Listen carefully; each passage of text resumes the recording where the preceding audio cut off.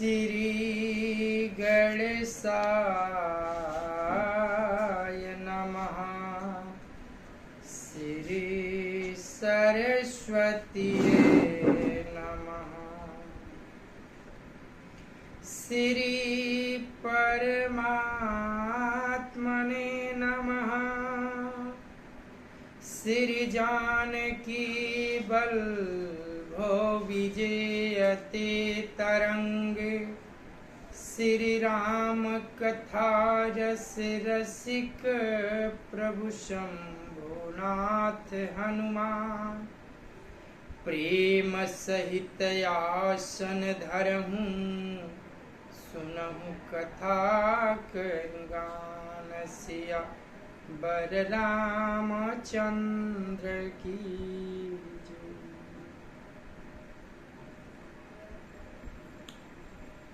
अतुलित बल धामं हेमाशैलाभ देहं। दनुजवन कृशानं ज्ञानिनामग्रगण्यं। सकल गुण निधानं वानराणामधीशं।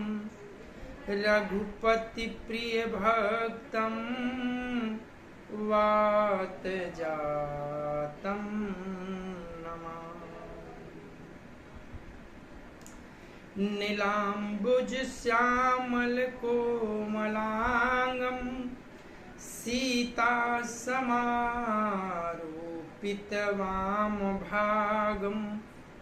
पाणौ महासायक चारुचापं। नमामि रामं रघुवंशनाथं। भवानी शंकरौ वंदे श्रद्धा विश्वास रूपिणो। याभ्यां विना न पश्यन्ति सिद्धां स्वान्तयस्मीश्वरम्। या देवी सर्वभूतेषु विष्णुमायेति शब्दिता। नमस्तस्यै नमस्तस्यै नमस्तस्यै नमो नमः। या देवी सर्वभूतेषु मातृरूपेण संस्थिता। नमस्तस्यै नमस्तस्यै नमस्तस्यै नमो नमः। या देवी सर्वभूतेषु महासरस्वती रूपेण संस्थिता। नमस्तस्यै नमस्तस्यै नमस्तस्यै नमो नमः। या देवी सर्वभूतेषु महालक्ष्मी रूपेण संस्थिता। नमस्तस्यै नमस्तस्यै नमस्तस्यै नमो नमः। या देवी सर्वभूतेषु सर्वशक्तिरूपेण संस्थिता। नमस्तस्यै नमस्तस्यै नमस्तस्यै नमो नमः। दादी मोबाइल लिया।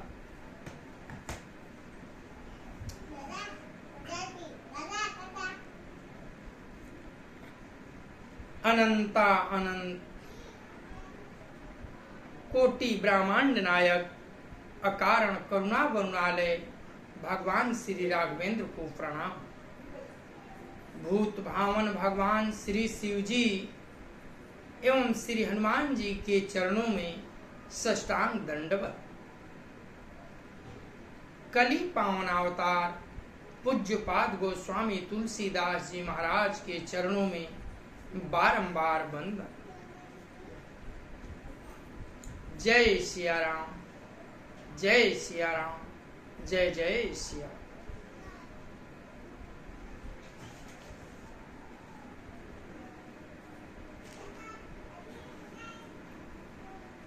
सती मरनु सुन शंभुगण, लगे करन मख खीस।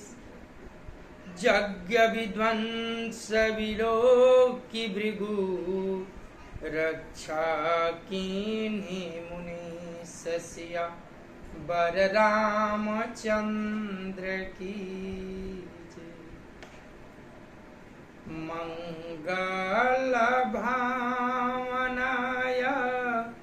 मंगलहारी,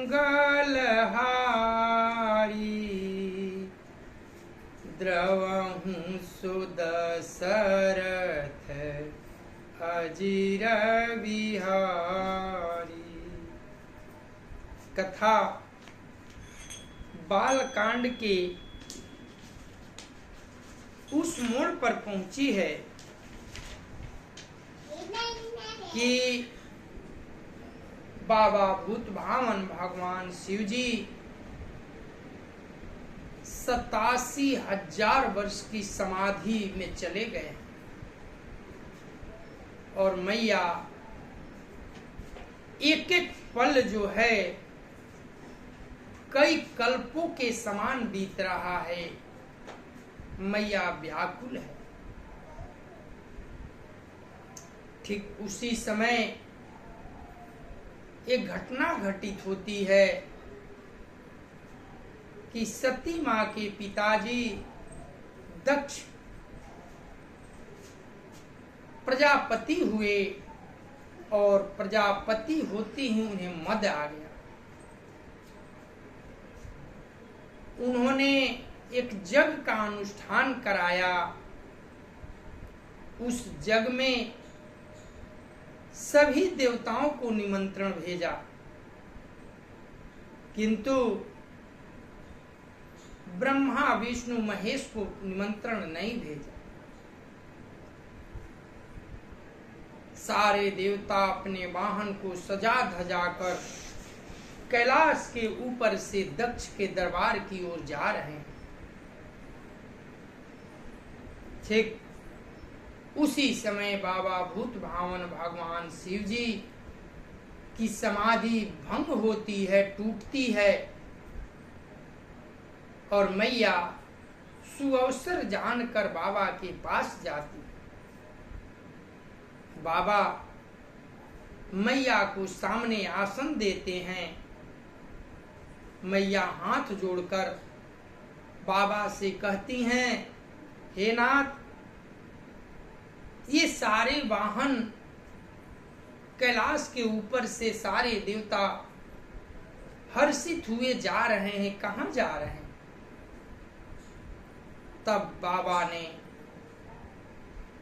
सती मैया को समझाते हैं, हे सती, एक बार ब्रह्मा जी के दरबार में दक्ष के आने पर मैंने उनका सत्कार नहीं किया, सम्मान नहीं किया। सारे देवता उनके स्वागत में उठ खड़े हुए, लेकिन मैं बैठा रह गया और इसी कारण उन्होंने मुझसे बैर साध लिया। आज उसी बैर के कारण वे जग का अनुष्ठान कर रहे हैं। सबको आमंत्रण दिया और मुझे आमंत्रण नहीं दिया और मेरे कारण ही तुझे भी वे विस्मित कर दिए हैं, बिसरा दिए। फिर मैया बोली, हे नाथ, पिता के घर जाने में पुत्री को संकोच नहीं होना चाहिए। बाबा बहुत समझाते हैं, ये तो बात ठीक ही है देवी, किंतु भूल बस ऐसा हो तो ठीक है किंतु जानबूझकर यदि ऐसा किया जाए तो वहां जाना उचित नहीं है। लेकिन मैया हठ ठान ली। तब बाबा ने कुछ बलिष्ठ गणों को देकर साथ में मैया को विदा किया। मैया गई जग में, वहां बहने मिली, लेकिन व्यंग रूपी मुस्काती हुई मिली। दक्ष जब मैया को, सती को देखा तो उनके सारे अंग जो हैं जलने लगे। एक माही जो थी कुशल क्षेम पूछी और सती मैया से मिली। फिर सती मैया यज्ञशाला में गई। वहां देखती है कि देवादिदेव महादेव शिव जी का कोई स्थान नहीं है। जग में ब्रह्मा विष्णु का कोई स्थान नहीं है। जब इस तरह की अपमान अपने पति का सती मैया ने देखा तो इस अपमान को सह न सकी। पहले से वो पति परित्याग का अपमान सह ही रही थी, और जब यह अपमान पति अपमान का देखा तो क्रोध से लाल हो गई और सबको सावधान करके बोली मैया सती, ऐ यहाँ विराजित सभी देव ज्ञानी पंडित कान खोलकर सुनिए। जहां भी संतों का, देवादिदेव महादेव का और लक्ष्मीपति विष्णु भगवान का शिकवा शिकायत हो, निरादर कोई करे, उनका कोई तिरस्कार करे, अपशब्द कहे, तो जो भी वहां उपस्थित हो उसका कर्तव्य बनता है कि तिरस्कार करने वाले या अपशब्द कहने वाले का जीहा काट डाले, गर्दन काट डाले। और यदि ऐसा करने में वे असमर्थ है तो दोनों कान मुंद कर वहां से भाग जाए। लेकिन आप सबों ने ऐसा कुछ नहीं किया। मेरे पिता दक्ष जड़ हैं और मैं इनके शरीर से उत्पन्न हुई हूं, इसलिए उन जड़ का अंश मुझ में है। इसलिए मैं अपने पति का अपमान नहीं सहन कर सकती। इस जड़ शरीर से उत्पन्न हुए इस शरीर को मैं अभी अग्निकुंड में समाप्त करती हूं। ऐसा कहकर सती मैया अग्नि में कुंड जाती है और अपनी शरीर जलाकर भस्म कर डालती है। फिर गणों ने जग को बहुत विध्वंस किया। इसके बाद जब ये समाचार महादेव जी ने सुना तो वीरभद्र जैसे महान योद्धा को भेजा है, जो कि जग को विध्वंस करके वहां उपस्थित देवताओं को दंड दिया और दक्ष का भी सर कबार लिया, अलग कर दिया धड़ से।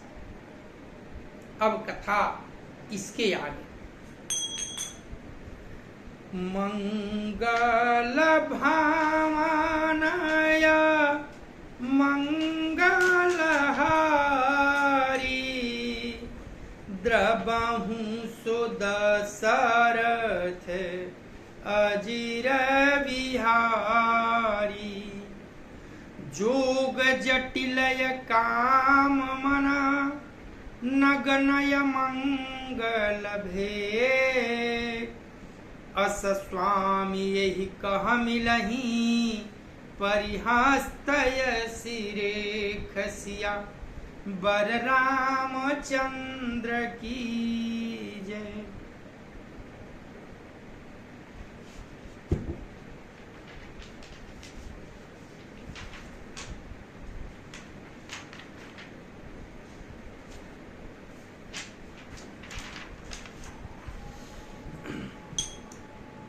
समाचार सब शंकर पाए, वीरभद्र करी कूप पठाए।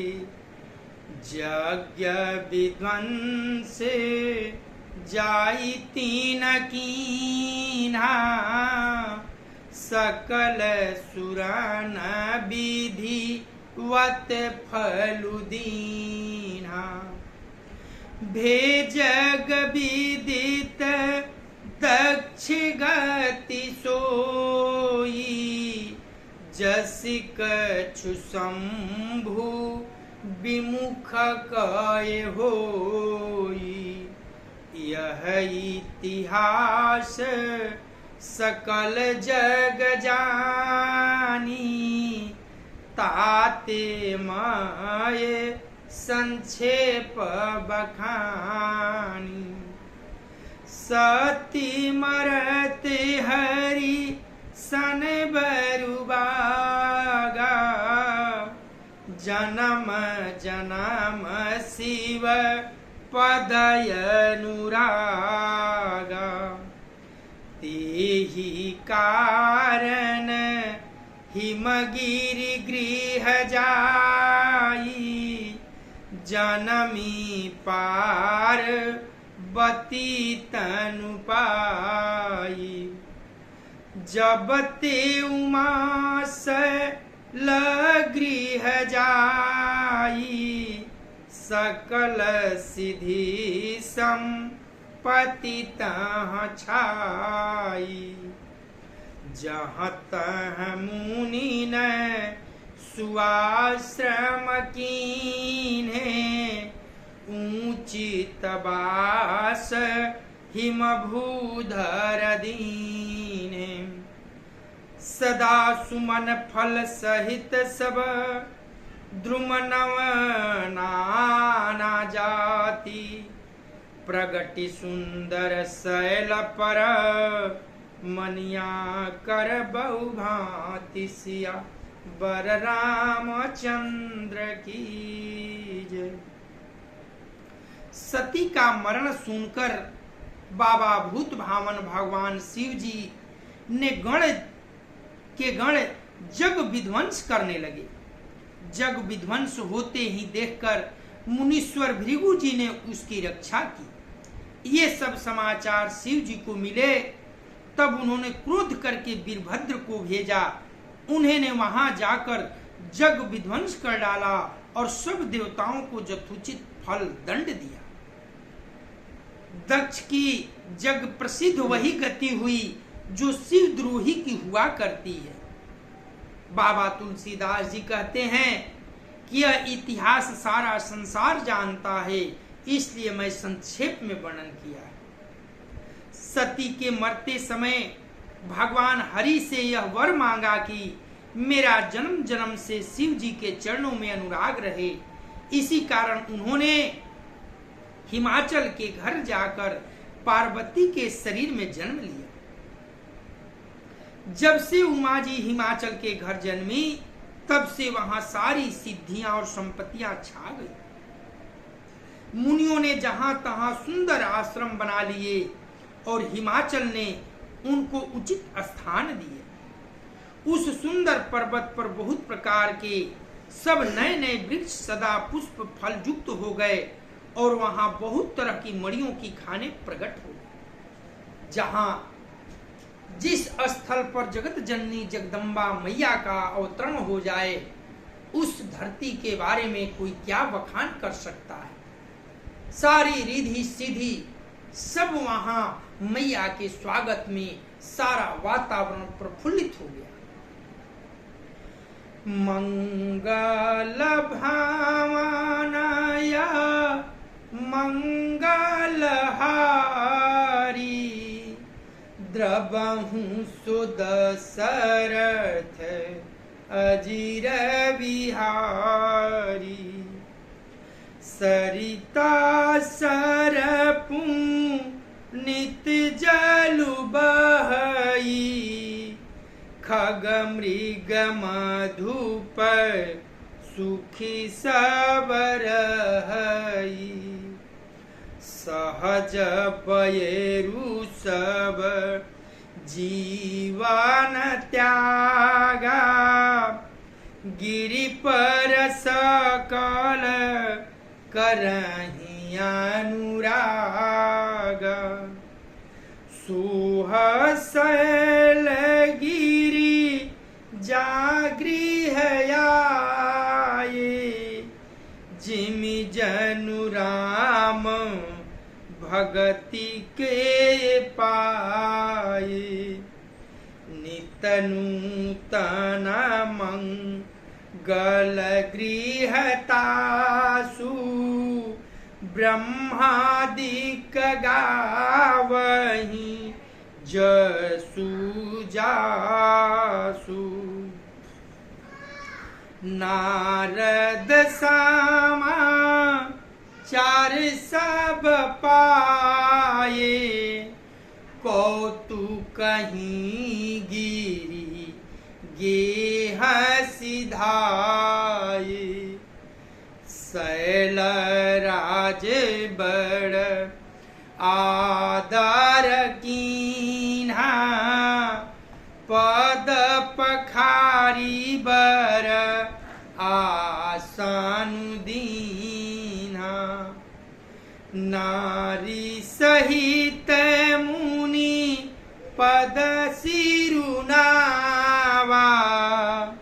चरण सलील सबु भवनु सिचावा, निज सौभाग्य बहुत गिरिवरना, सूता बोली मेली मुनि चरना, त्रिकालज्ञ सर्वज्ञ तुम गति सर्वत्र तुम्हारी, कहूँ सुता के दोष गुना, मुनिवर हृदय विचारी, सिया बर रामचंद्र की जय।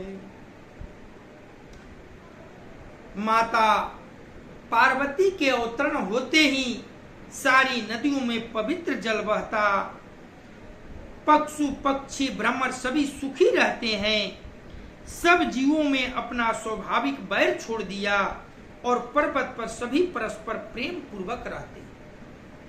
पार्वती जी के घर आ जाने से पर्वत ऐसा शोभान हो रहा है जैसा राम भक्ति को पाकर भक्त शोभामान होता है। उस पर्वतराज के घर नित्य नए नए मंगल उत्सव होते हैं जिसका ब्रह्मादि जस गाते हैं। जब नारद जी ने ये समाचार सुना तो वे कौतुक ही में हिमाचल के घर पधारे। पर्वतराज ने उनका बड़ा आदर किया और चरण धोकर उनको उत्तम आसन दिया। फिर अपनी स्त्री सहित मुनि के चरणों में सिर नवाया और उनके चरणोदक को सारे घर में छिड़काया। हिमाचल ने अपने सौभाग्य का बहुत बखान किया और पुत्री को बुलाकर मुनि के चरणों पर डाल दिया और कहा, हे मुनिवर, आप त्रिकालज्ञ और सर्वज्ञ हैं, आपकी सर्वत्र पहुंच है, अतः आप हृदय में विचार कर इस कन्या का दोष गुण बताइए।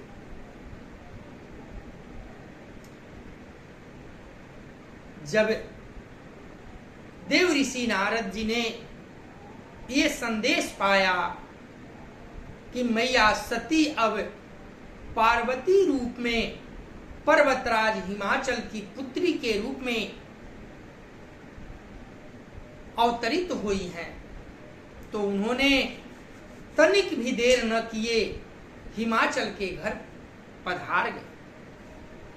हिमाचल राज मुनिवर का बड़ा ही सब परिवार स्वागत किया, उनके चरणों को पखार कर चरणोदक लिया और ऊंचे आसन पर बैठाकर उनका आदर सत्कार करते हुए अपनी पुत्री को बुलाकर उनके चरणों में डालकर पर्वतराज हिमाचल ने हाथ जोड़कर विनय किया, हे मुनिवर, आप तो सर्वज्ञ हैं, सब जानने वाले हैं, आप सर्वज्ञाता हैं, आप अंतर्यामी हैं, मन की भी बात जान जाते हैं, इसलिए आप इस पुत्री का दोष और गुण हमें बताइए।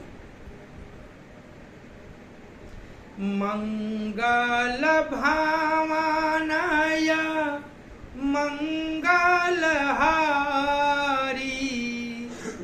द्रबहु सुदशरथ अजिर विहारी। कह मुनि बिहसी गूढ़ मृदु बानी, सूता तुम्हारी सकल गुण खानी। सुंदर सहज सुशीला सयानी, नाम उमायंबिका भवानी। सब लक्षण संपन्न कुमारी, हुई है संतत पियहि पियारी। सदाय चल येहि करयहि वाता, एहि तेज सुपई हाहि पीतु माता। होई है पूजस कल जग माही, एहि सेवत कछु दुर्लभ नाही। एहि कर नामु सुमिरि संसारा, त्रिय चढ़ई हैं पतिव्रतया सिधारा। शैल सुलक्षण सूता तुम्हारी, सुनहु जय भयव गुण दुई चारी। अगुणयमान मातु पितु हीना, उदासीन सब संशय छीना। जोगी जटिलय काम मन, नग्नय मंगल भे। अस स्वामी यही कह मिलिहि, परिहस्तय सिरे खसिया। बर रामचंद्र की जय। जब हिमाचल राज ने अपनी सुता की गुण दोष जानना चाहा, तब देव ऋषि नारद जी ने हंसकर रहस्य युक्त कोमल वाणी से कहा, तुम्हारी कन्या सब गुणों की खान है, यह स्वभाव से ही सुंदर, सुशील और समझदार है। उमा, अंबिका और भवानी इसके नाम हैं। कन्या सब सुलक्षणों से संपन्न है, ये अपने पति को सदा प्यारी रहेगी, इसका सुहाग सदा अचल रहेगा और इससे इसके माता पिता का जस बढ़ेगा। यह सारे जगत में पूज्य होगी और इसकी सेवा करने से कुछ भी दुर्लभ न होगा। संसार में स्त्रियां इसका नाम स्मरण करके पतिव्रत रूपी तलवार की धार पर चढ़ जाए। हे पर्वतराज, तुम्हारी कन्या सुलक्षणी है, अब इसमें जो दो चार अवगुण है उन्हें भी सुन लो। गुणहीन, मानहीन, माता पिता विहीन, उदासीन, संशयहीन, लापरवाह, जोगी जटाधारी, निष्काम हृदय, नंगा और अमंगल वेश वाला ऐसा पति इसको मिलेगा। इसके हाथ में ऐसी ही रेखा पड़ी हुई है। बात छिपाते हुए, उजागर न करके मुनिवर नारद जी ने रहस्यमयी ढंग से सब बात कह डाली। मंगल भावनया मंगलहारी उमा सहित जेहि जपत पुरारी। मंगल भावनया मंगलहारी द्रवहु सो दशरथ अजिर विहारी।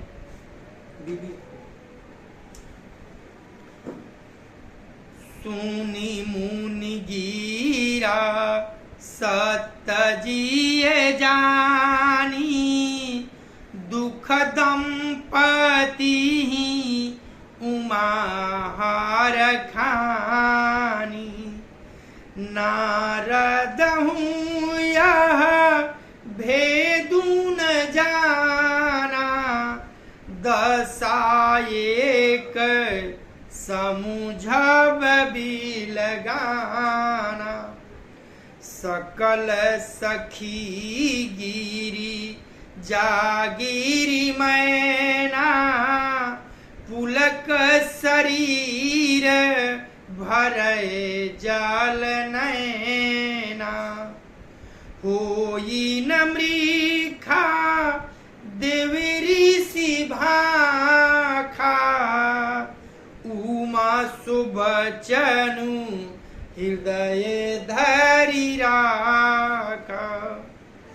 उपजे शिवा पद कमल सनेहु मिलन कठिन मन भाषण देहु।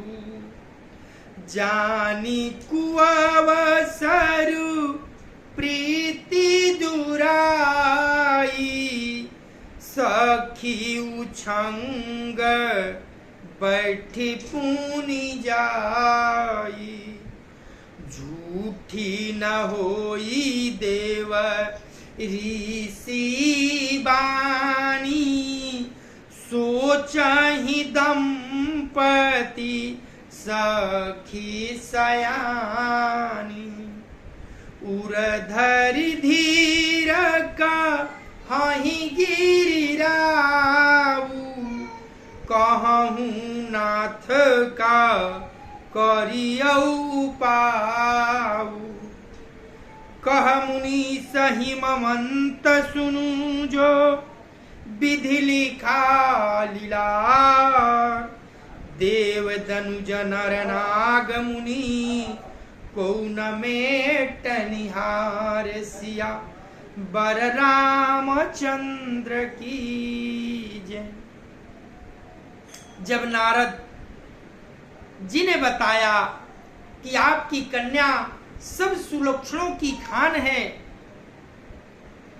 ये सदा अहिवात रहेगी और इनका नाम उमा अंबिका भवानी होगा, ये सदा पति की प्रिय रहेगी और इनके प्रभाव से इनके माता पिता का मान बढ़ेगा।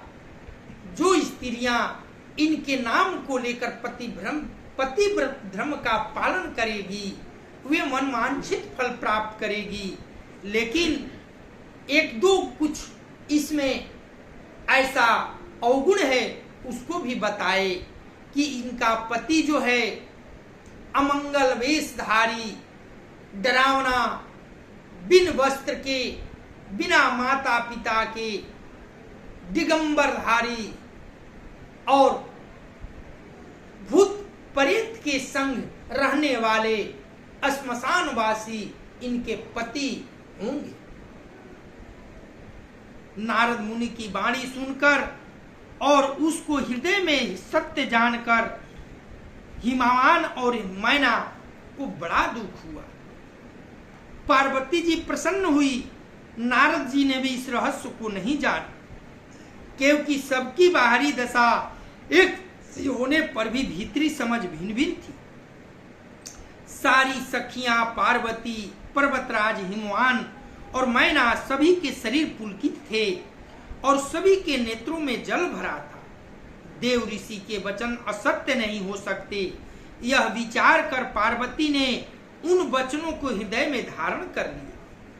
उन्हें शिव जी के चरण कमलों में स्नेह उत्पन्न हो आया, परंतु मन में यह संदेह हुआ कि उनका मिलना कठिन है। अवसर ठीक न जानकर उमा ने अपने प्रेम को छिपा लिया और फिर वे सखी के गोद में जाकर बैठ गई। देव ऋषि की वाणी झूठी नहीं होगी, यह विचार कर हिमवान, मैना और सारी चतुर सखियां चिंता करने लगी। फिर हृदय में धीरज धरकर पर्वतराज ने कहा, हे मुनिवर राज, कहिए क्या इसका कोई उपाय है? तब मुनीश्वर देव ऋषि नारद जी ने कहा, हे हिमवान सुनो, विधाता ने ललाट पर जो कुछ लिख दिया है उसको देवता, दानव, मनुष्य, नाग और मुनि कोई भी नहीं मिटा सकता। मंगल भावनाय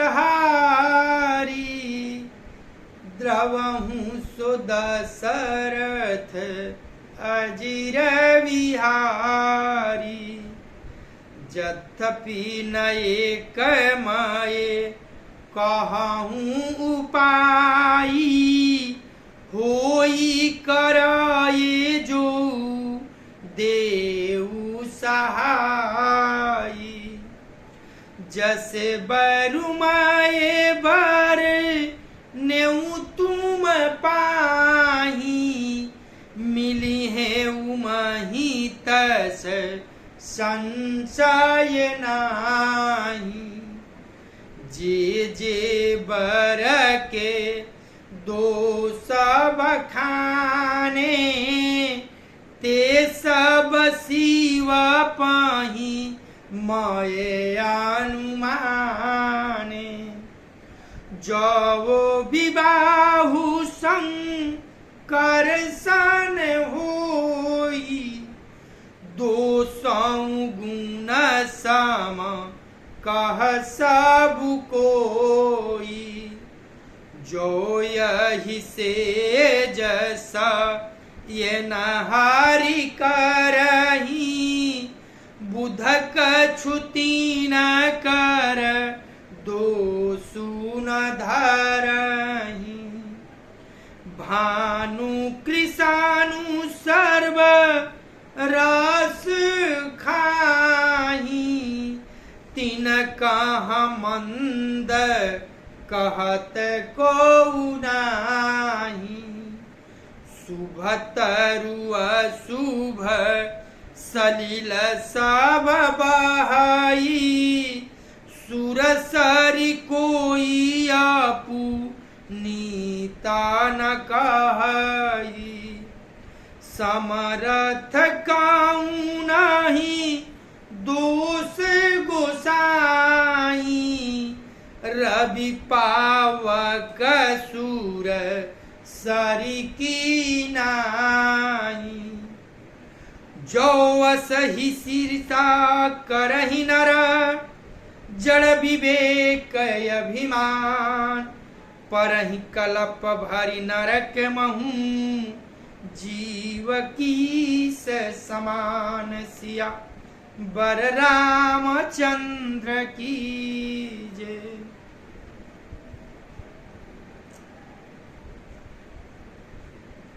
हिमवान, माता मैना, सखियां नारद जी की वचन सुनकर घबरा गई, चिंतित हो गई और हाथ जोड़कर बोली, हे मुनिवर कोई उपाय तो बताइए।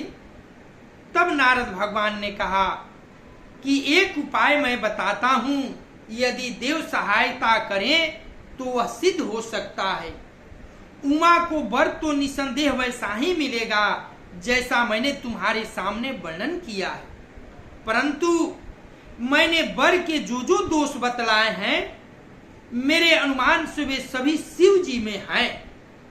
यदि शिव जी के साथ विवाह हो जाए तो दोष को भी सब लोग गुण के समान ही कहेंगे। जैसे विष्णु भगवान शेषनाग की शया पर सोते हैं, तो भी पंडित लोग उनको कोई दोष नहीं लगाते। सूर्य और अग्नि देव अच्छे बुरे सभी रसों का भक्षण करते हैं, परंतु उनको कोई बुरा नहीं कहता। गंगा जी में शुभ और अशुभ सभी जल बहता है, पर कोई उन्हें अपवित्र नहीं कहता। सूर्य अग्नि और गंगा जी की भांति समर्थ को कुछ दोष नहीं लगता। यदि मूर्ख मनुष्य ज्ञान के अभिमान से इस प्रकार होड़ करते हैं तो वे कल्प भर के लिए नरक में पड़ते हैं। भला कहीं जीव भी ईश्वर के समान हो सकता है? मंगल भावनया मंगलहारी द्रवहु सो दशरथ अजिर विहारी। सुरसर जल कृत बारुनि जाना कबहु न संत करहि तेहि पाना। सुरसर मिलाए सो पावन जैसे ईसयनी सही अंतरु तैसे। शंभु सहज सम रथ भगवाना एहि विवाह सब विधि कल्याणा। दूराराध्य पे अहि महेशु आशुतोष पुनि किए कलेशु।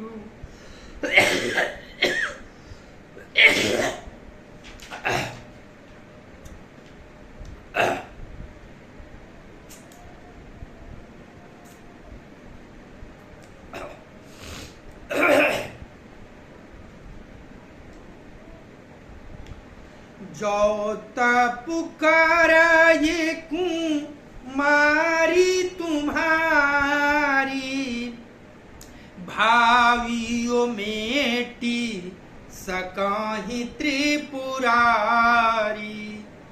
यद्यपि बारया नेक जागे माही यही कह शिवत जी दूसर नाही। वरदायक प्राण तारति भंजन कृपा सिंधु सेवक मनरंजन। इच्छित फल बीनु शिवयावराधे लहीन कोटि जोग जाप साधे। अस कहि नारद सुमिरि हरि गिरिजहि दीन्हि आशीष। हुई है यह कल्याण अब संशय तजहु गिरीश सिया बर रामचंद्र की जय। गंगाजल से भी बनाई हुई मदिरा को जानकर संत लोग कभी उसका पान नहीं करते हैं, पर वही गंगा जी में मिलकर जाने पर जैसे पवित्र हो जाती है, ईश्वर और जीव में भी वैसा ही भेद है। शिव जी सहज ही समर्थ हैं, क्योंकि वे भगवान हैं, इसलिए इस विवाह में सब प्रकार कल्याण है।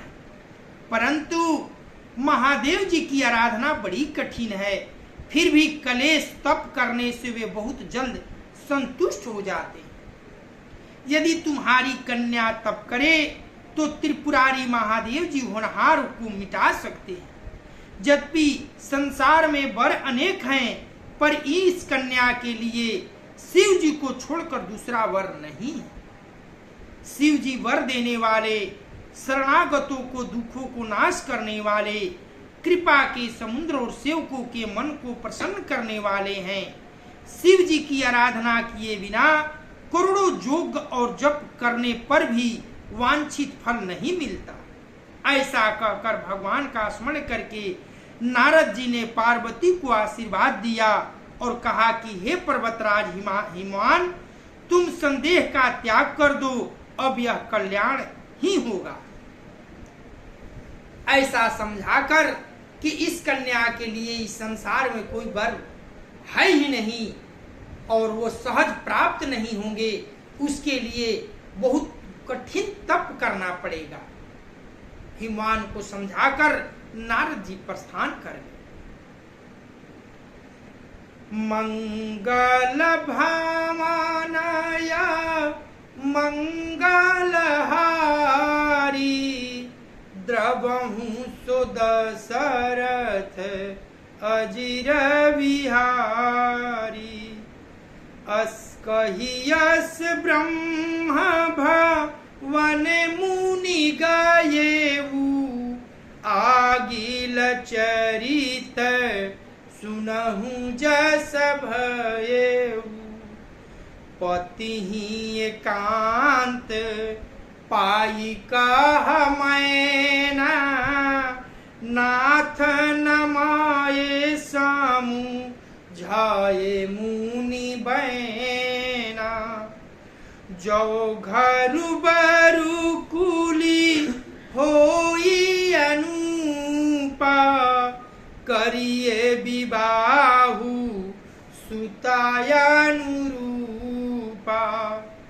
पति ही नत कन्या बरु रहु कुआरी कंत उमा मम प्राण पियारी जो न मिलहि बरु गिरिजहि जोगु गिरिजड़ सहज कहीं सब लोगु सोई बिचारी पति करे हूँ विवाहु जेहि न बहोरी होई उरदाहु अस कही परिचरण धरि सीसा बोलय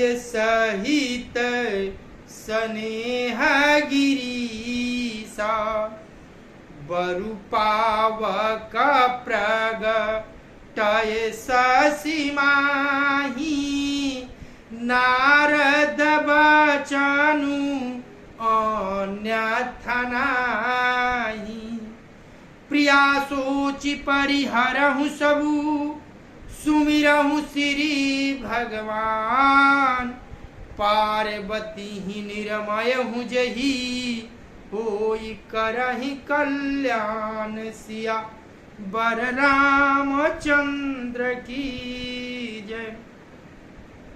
ऐसा समझाकर नारद मुनि ब्रह्मलोक को चले गए।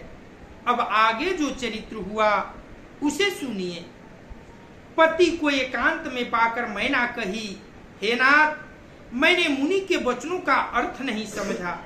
जो हमारी कन्या के अनुकूल घर वर और कुल उत्तम हो तो विवाह कीजिए, नहीं तो लड़की चाहे कुंवारी ही रहे, मैं अयोग्य वर के साथ उसका विवाह नहीं करना चाहती, क्योंकि हे स्वामी, पार्वती मुझको प्राणों के समान प्यारी है। यदि पार्वती के योग्य वर न मिला तो सब लोग कहेंगे कि पर्वत स्वभाव से ही जड़ मूर्ख होते हैं। हे स्वामी, इस बात को विचार कर ही विवाह कीजिएगा, जिससे फिर पीछे हृदय में संताप न हो, पछतावा न हो। इस प्रकार कहकर मैना पति के चरणों पर मस्तक रखकर गिर पड़ी। तब हिमवान ने प्रेम से कहा, चाहे चंद्रमा में अग्नि प्रकट हो जाए, पर नारद के कहे हुए वचन झूठे नहीं हो सकते। प्रिय, हे प्रिय, सब सोच छोड़कर श्री भगवान का स्मरण करो। जिन्होंने पार्वती को रचा है वही कल्याण करे। मंगल भावनया मंगलहारी द्रवहु सुदशरथ अजीर बिहारी। अब जब तुम ही सुता परने तो सजाई सिखावन देहु। कर ये सुत पूजे ही मिलही महेशु। आन उपाय न मिटही कलेशु। नारद बचन सगर्भ सहेतु। सुंदर सब गुण निधि वृष केतु। अस विचारी तुम तजहु असंका। सबहि भांति संकरु कलंका। सुनिपति बचन हरखी मान माही। गई तुरत उठी गिरिजा पाही। उमही बिलोकिन एन भरी बारी। सहित स्नेह गोद बैठारी। बारही बार लेती उरलाई। गद गद कंठन कछु कही जाई। जगत मातु सर्वज्ञ भवानी। मातु सुखद बोली मृदुबानी। सुनहि मातु मय दीखयस सपन सुनावहि तोहि। सुंदर गौर सुविप्रवर अस उपदेश मोहि। सिया वर रामचंद्र की जय।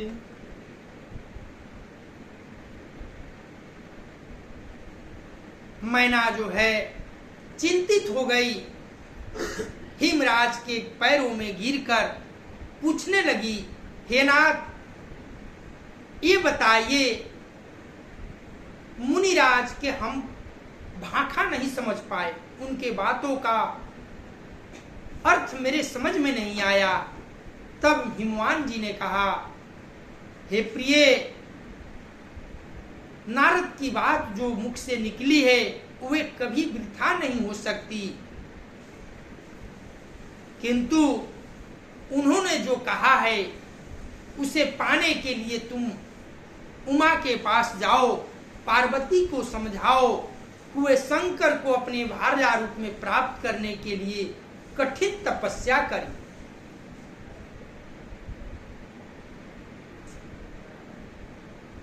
तब यदि तुम्हें कन्या पर प्रेम है तो जाकर उसे यह शिक्षा दो कि वह ऐसा तप करे जिसे शिव जी मिल जाए। दूसरे उपाय से यह कलेश नहीं मिटेगा। नारद जी के वचन रहस्य से युक्त और सकारण है और शिव जी समस्त सुंदर गुणों के भंडार हैं। यह विचार कर शुभ संदेह को छोड़ दो।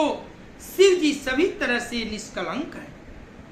पति के वचन सुन मन में प्रसन्न होकर मैना उठकर तुरंत पार्वती के पास गई। पार्वती को देखकर उनकी आंखों में आंसू भर आए और उसे स्नेह के साथ गोद में बैठा लिया। फिर बार बार उसे हृदय से लगाने लगी। प्रेम से मैना का गला भर आया। कुछ कहा नहीं जाता।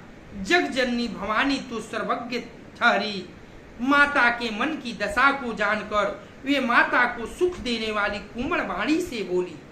कहती है, पार्वती मैया, हे माँ सुन, मैं तुझे सुनाती हूँ। मैंने ऐसा स्वप्न देखा है कि मुझे एक सुंदर गौरवर्ण के श्रेष्ठ ब्राह्मण ने ऐसा उपदेश दिया है। जो मैया कहने वाली थी, मैया पार्वती सब पहले ही कह सुनाती है ताकि मैया को कोई कष्ट न हो। कथा आज यहीं विश्राम होगी। मंगल भावनया मंगलहारी द्रवहु सुदशरथ अजिर बिहारी कर्पूर गौरम करुणावतारम संसार सारम भुजगेन्द्रहारम सदा वसन्तं हृदयारविन्दे भवं भवानी सहितं नमामि। तमेव माता च पिता तमेव बन्धु च सखा तमेव विद्या द्रविणं तमेव सर्वं मम देव तमेव सर्वं मम देव। कथा विसर्जन होत है सुनो वीर हनुमान, जो जन जहाँ से आए हो सो तह कीन्हो प्रस्थान। देव सब निज आश्रम गए, शंभु गए कैलाश सिया, बर रामचंद्र की जय। पवन सुत हनुमान की जय, उमापति महादेव की जय। ओम नमः पार्वती पतये हर हर